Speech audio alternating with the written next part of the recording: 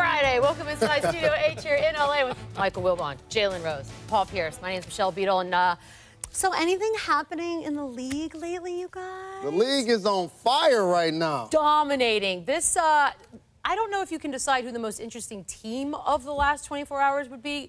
You could say the Knicks. You could maybe now say it's the Celtics. Plenty to say before those teams play at the bottom of the hour. And then we have Rockets, Nuggets late, but 29 minutes. Let's get this thing started. First up, before the world was done going bonkers over the Knicks trade of the unicorn, Porzingis to Dallas, impending Celtics free agent Kyrie Irving rattled the foundations of the league this morning. Some aggressive vagueness about his very own future.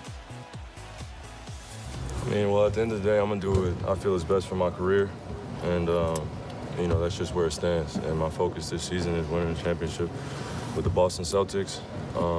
You know, obviously we had goals coming into the season, and the primary goal is to win championship. So that's where my focus is. Has your mindset shifted, though, in regards to re-signing with Boston, like the announcement? Ask me July 1st.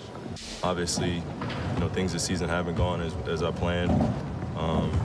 You know, and that's part of being on a team where you're still trying to figure things out.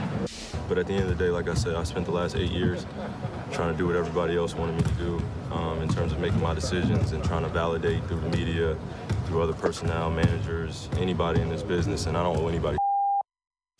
Woo, if that ain't a mantra. So there's a lot of drama, obviously, turned up to 11 by Kyrie. We have to welcome in the man, Woj. As far as the Celtics' reaction to just that little piece of sound, what do you have?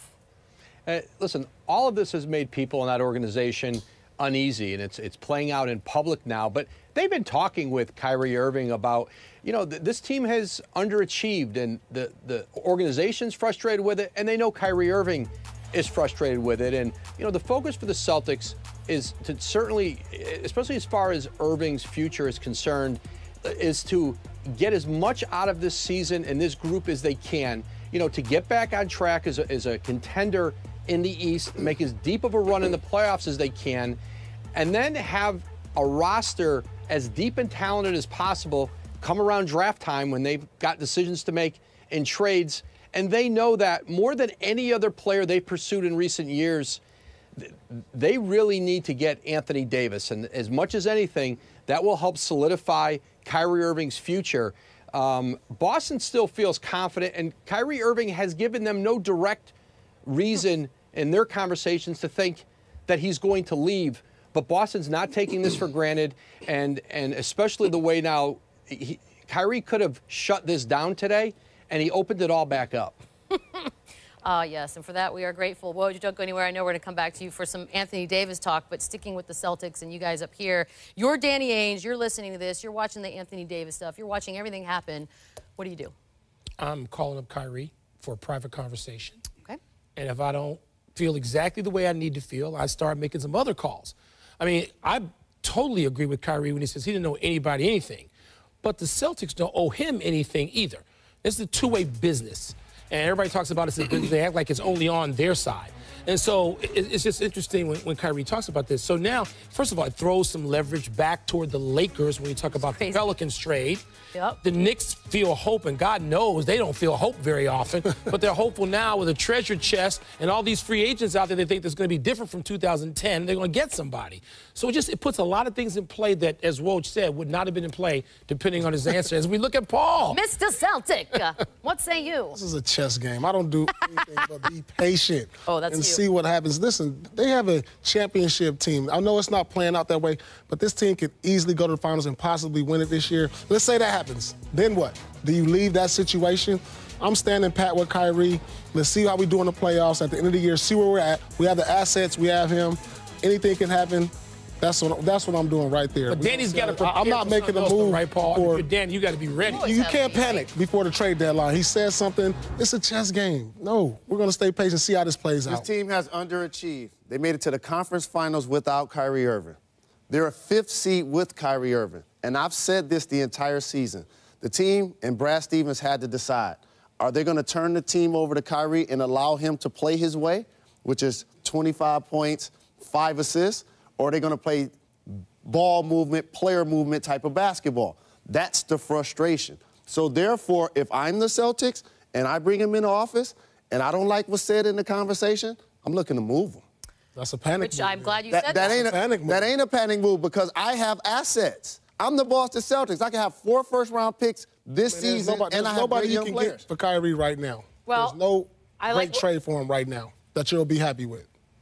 We're going to tee Woj off of Paul. I don't even know what we're going to tee him up for, so go ahead and talk about that. Woj, are you still there? There he is. This may not be about one conversation with Kyrie Irving because they've been talking, and he talks with Danny Ainge, and it's been an ongoing conversation, and this wasn't news to them that he's frustrated. And so I do think the lines of communication with management, with ownership, they're wide open with Kyrie Irving in this organization. Okay, so that's a plus because we're starting to make it seem like it's adversarial. But I want to go about 3 hours south and west of this because as of yesterday around lunchtime, the Celtics' opponent tonight, the Knicks, they were going to enter the summer with a top draft pick, a max level salary available, and a unicorn. But today, that Porzingis is now a Dallas Maverick. The Knicks will enter the summer with Dennis Smith Jr., a top draft pick, and enough cap room to drive 2 trucks full of money through. This just sort of got people out of nowhere a little bit. And Jalen, I'll start with you. Who won? Congratulations, New York Knickerbockers. They're relevant again. And it's been baffling to me to see so many people feel like the New York Knicks got fleeced. They won. Okay, for those who haven't been paying attention, Dennis Smith Jr. can play basketball in himself, just him. He can ball. They have their lottery pick this year, which could be the #1 overall pick. They got 2 first-round picks. Did you say they get 2 max spots? Yeah, it's two max spots? Yeah. Okay.